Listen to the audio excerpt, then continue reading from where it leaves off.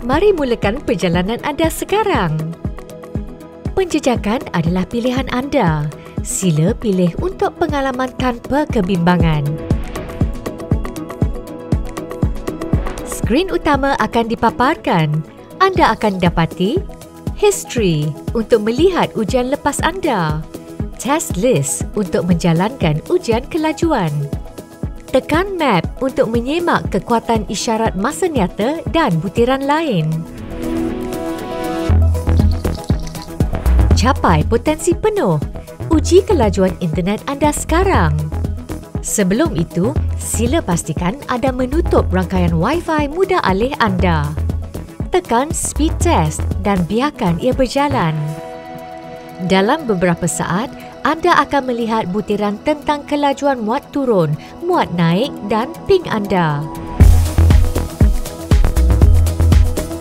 Adakah sambungan anda baik untuk penstreaman dalam talian atau panggilan video? Cuba ujian pengalaman data. Warna hijau bermakna semuanya baik. Jika berwarna oranye, mungkin ada masalah kecil. Merah, rangkaian anda memerlukan bantuan. Apabila anda sedang bergerak, gunakan ujian tinjauan laluan untuk menjejak isyarat anda semasa dalam perjalanan. Mulakan dengan menamakan laluan anda dan memilih skrip ujian yang dipratentukan atau yang baru. Semasa anda bergerak, MC Nexus secara automatik merekodkan kekuatan isyarat dan kualiti rangkaian dalam masa nyata.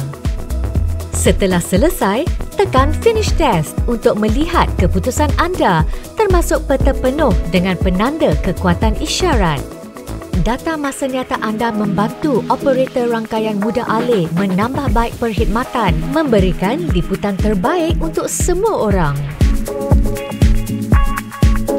Ukur kelajuan internet dalaman anda. Tinjauan bangunan membolehkan anda menguji kekuatan rangkaian pada aras lantai yang berbeza. Mulakan dengan memilih bangunan anda dan menambah pelan lantai. Tanda titik ujian utama dan berjalan melalui ruang untuk mengumpul data. Lihat hasil dalam masa nyata dan kenal pasti titik lemah untuk liputan yang lebih baik. Mahu mengubah suai pengalaman anda? Pergi ke tetapan untuk menukar gaya peta dan makluman. Lebih suka mod gelap atau pandangan satelit? Pilih yang paling sesuai untuk anda. MC Nexus bukan sekadar aplikasi. Ia menjadikan internet anda lebih baik. Muat turun sekarang dan kawal pengalaman internet anda.